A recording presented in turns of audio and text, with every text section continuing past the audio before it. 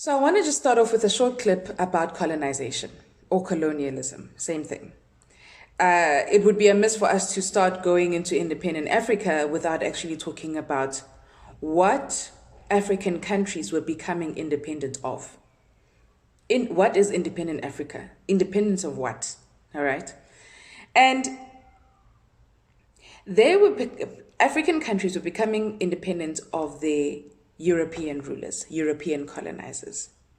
You will listen to the Wind of Change speech by R. Macmillan. And it is a powerful, almost prophetic speech that is delivered in 1960. And it's talking about what the change, the energy that is happening in Africa. The wind of change is blowing through this continent. And whether we like it or not, this growth of national consciousness is a political fact, and we must all accept it as a fact. He's talking about the nationalist fervor, nationalist spirit and energy that has erupted in Asia. And he's saying it's erupting in Africa as well. And he's just appealing to, at the time, the apartheid government in 1960, Hendrik Verwoerd's regime, to open its eyes to it and rather politically strategize along with other African leaders in terms of how they're going to take this, but certainly saying don't resist it because it's coming, and it did. So colonization. When I teach grade 8s, we teach on the 4 C's of colonization, and I wanted to do this because I know you guys haven't actually done colonization in a long time. 4 C's of colonization, and we start with commerce. Commerce is always listed as the last one, and I'm always like, guys, we know that at the core of colonization is money, okay? Of course, European powers did see themselves as these benevolent rulers that felt the need to Christianize, civilize, and Christianize and civilize, right? But we all know that the Christianization of African indigenous people, as well as Asian indigenous people, came with conquest and commerce. So actually, the 4 C's would be, I would put at the forefront, conquest and commerce. Because you conquer the people, you conquer their culture, you conquer their traditions and belief systems, and you conquer their way of life.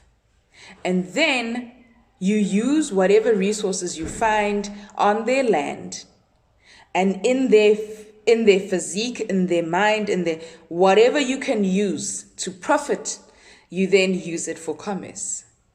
And that's why I said previously, Africa moves from being a trade partner and equal with Europe to becoming subordinate to Europe.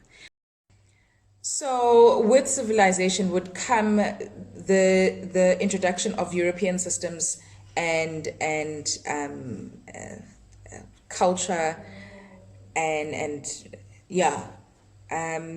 which meant that there would be the introduction of schools, building of schools, teaching and learning, but it would be European, and it would have to replace indigenous African education, indigenous knowledge, which was in existence. It did exist, but because it didn't kind of tick the boxes of European education, it was then deemed null and void.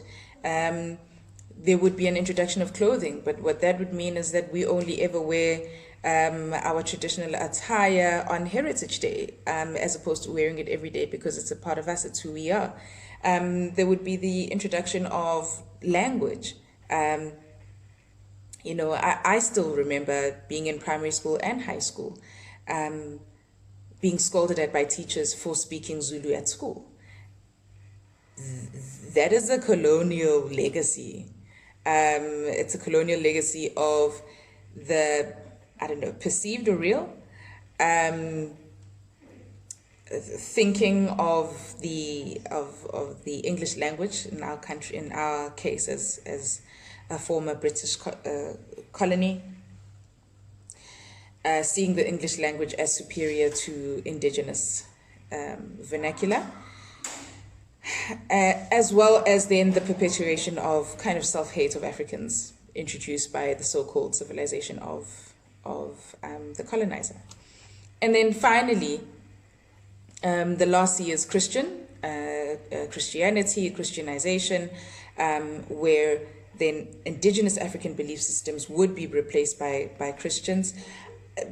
A lot of African people till today have that conflict in terms of deciding, well, am I a follower of Jesus or am I a follower of my indigenous traditional religion, or is it a hybrid? That sort of thing.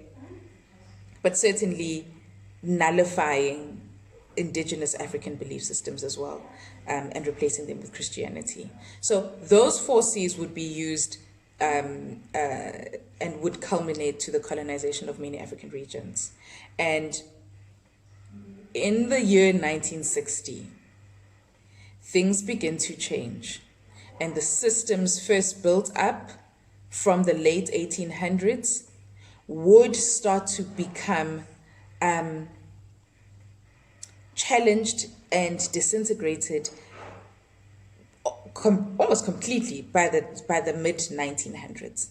And that is where we are now going with independent Africa, knowing now the pillars of colonization, knowing how the colonizers, French, Portuguese, British, German colonizers, were able to take control of African regions. And so from 1960 going forward, we are going to delve into a few case studies in Africa of what then happens after becoming independence. Is that the end of an era and the exciting beginning of a new one, or is it a really blurry gray area that actually we still live with today? So that was my introduction for this topic. I think we're going to have a lot of fun, but we're really going to have to engage very meaningfully with all of the subject matter. I look forward to making other videos, and I look forward to your engagement. Now would be the time for you to please post any questions that you want to post on Google Classroom, so that it's an open forum, and we can all engage and everyone can learn from the different questions and answers. So thank you, guys. I will be seeing you soon. We'll see what other gimmick I'll have next for the next lesson. Good luck, and thank you, and please put your back into it. We're gonna smash this week, and we're gonna smash this time of online teaching and learning. Thanks, guys.